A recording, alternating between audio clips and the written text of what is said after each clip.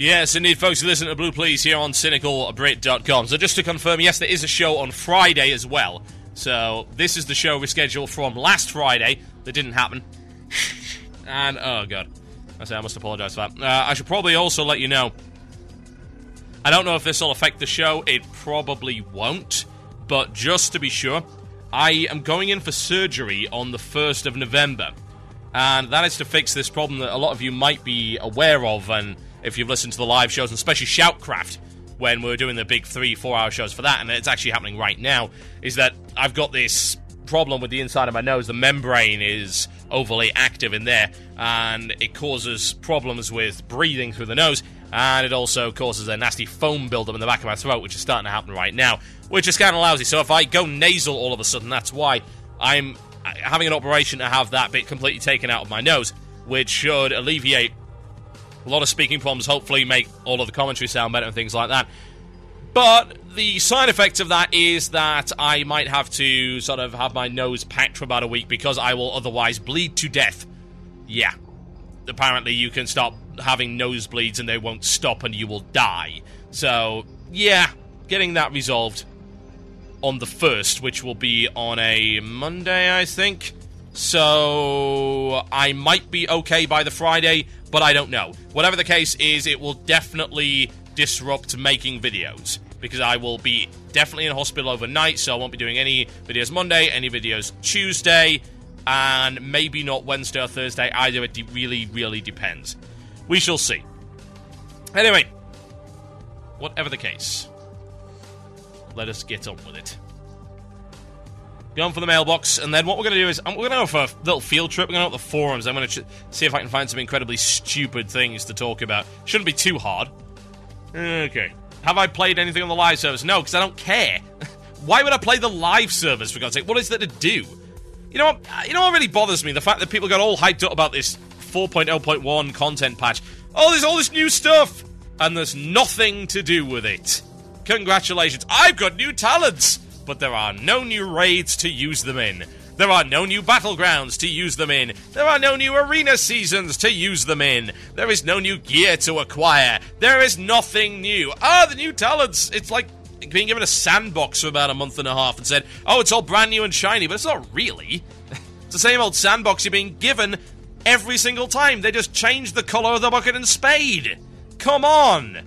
It's not exciting. Nobody cares. And if you do care, then you're thinking wrong. I'm sorry, you are. You're desperate to cling on to the fact that, oh, my subscription's worth something. Honest, please, really? I must legitimize myself. Oh, please, just accept it. Why not just cancel your sub for a couple of months and play something else? It's not really all that hard, is it? Ugh. Okay. What else do we have in the mailbox? Huh. Okay, that's not something I can answer. That's just a weird-ass question. If you were the CEO of Blizzard, what would you choose to change with WoW Cataclysm? Ha! Okay. That's an interesting enough question, I guess. Well, honestly, I think what I'd do with WoW Cataclysm is to ensure that everything is actually challenging in some way.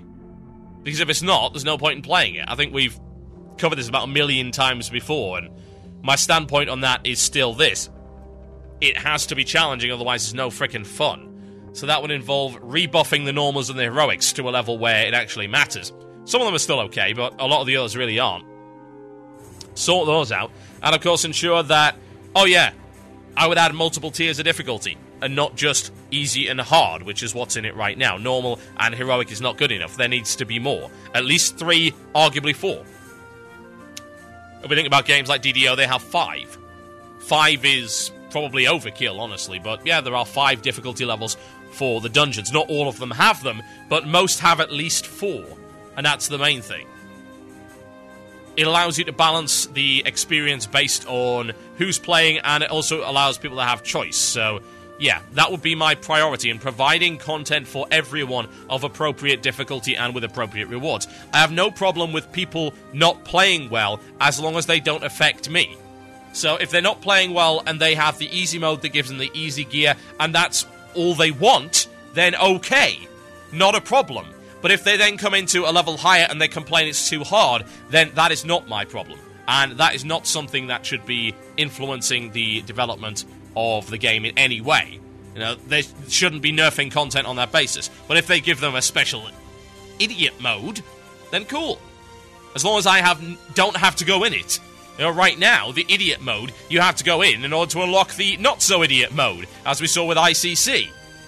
Sad, really, isn't it? The idiot mode should be easily avoidable. It's like a toggleable difficulty setting. I'm not forced to play a game on easy in order to play it on normal, so why should I be forced to play WoW on easy in order to play that on normal? Or in the case of a lot of this stuff, because it's very badly balanced, and there's a huge difficulty gap, playing it on easy in order to play it on hell. Huh? Don't get me wrong, I don't mind difficult content, but I'm not just talking about me.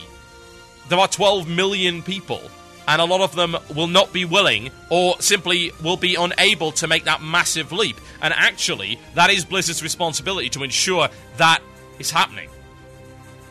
There has to be not necessarily a smooth difficulty curve, but a curve that makes sense, as opposed to what we have right now, which is gradual, up, brick wall. That's bad design. Okay, what else do we have? Okay. I can't answer that. And I'd love to. Someone's asking, do you think they'll go back to the roots? But I haven't played any of the content. I wouldn't know this. And it's not like I can do it tonight, because apparently they've now balked up everything. Wonderful, wonderful US maintenance. Apparently broke everything in the world, so I won't be able to do any raiding tonight. Yeah. Horrendous. Also, please don't send the same question multiple times. It's really freaking annoying. Did someone really asked me this question? Have you seen the new female Worgen ears, and what are your thoughts? I don't care! What are my thoughts on the ears of the Worgen? Like I somehow have to have this big list. Well, let's see. Let me get out my notebook, shall we? It's page 1, page 2. Aha, here we go, yes. A treatise on Worgen ears in 5,000 words or less. No. Doesn't work that way. Thank you very much. I do not care. Northrend. This one's from Fourstone. He says, I saw Machinima by Wow C Render. It was a nice homage to Northrend before we all got tired of it 2 years later. He put together a video montage with some of the best screenshots of Northrend I've seen in a while, and though I got burned out in the terrible raids, it did bring to mind that not all of Northrend was terrible. So I agree that having one large raid per tier is terrible, because you spend too long enough in a cool-looking place, it really gets dull. Although I was cool for the first month or so, TOC was oh so dull. ICC wasn't too bad, but it just felt like Nax 2.0 again. Northrend, however, is still very nice visually. It's just a pity that places like Zuldrak and Utgard didn't see more FaceTime. Yeah. But honestly, I still found Northrend more boring than Outland in terms of visuals. Its questing was better, but in terms of visuals and diversity, not even close. Like I say, most of the areas in there were snow, and that's not to be... it's to be expected, really. And if you look at the map of it, I mean, what do you have? You've got Howling Fjord, which not all of it is snow, but there's quite a lot of snow. And then you've got Grizzly Hills, some of which is snow, not all of it. Then you've got Storm Peaks, which is snow. You've got Ice Crown, which is mostly ice and snow. You've got... what else? Shalazar Basin, which was not.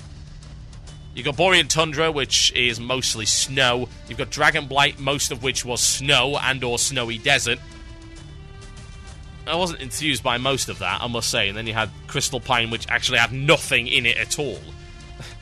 I love their justification for that as well. Well, Dalaran lags too much, so we can't put anything in this zone. What? Really? Oh, man. It's a good job they didn't do the same thing with Terakar Forest, isn't it? Jeez. Horrendous when you think about it.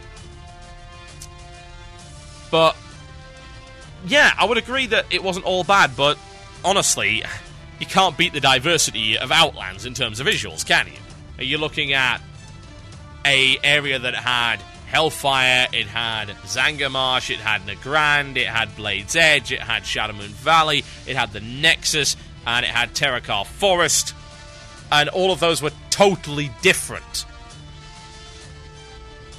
Yeah, the questing in Wrath was better, but the places you were doing it weren't. Such a shame, really. But yeah, you're right, it wasn't all bad, but it doesn't mean it wasn't the worst expansion that they've ever released. And it was. Without a doubt. Here's one. If you could bring one boss from vanilla, what would it be and why? I wouldn't. You want to know why I wouldn't? Because recycling content sucks. We already had an entire raid from vanilla. One of the best raids they ever put together, which was then ruined entirely. The only thing they didn't nerf was the Frogger corridor. Think about that for a second. Nax 2.0 was terrible. Why would I want a repeat of that? I mean, if I was to answer the question, and let's just assume for a second that Blizzard wasn't going to totally frickin' ruin it, I would say Cthulhu, without a doubt. Bring Cthulhu back. Cthulhu was a fantastic fight.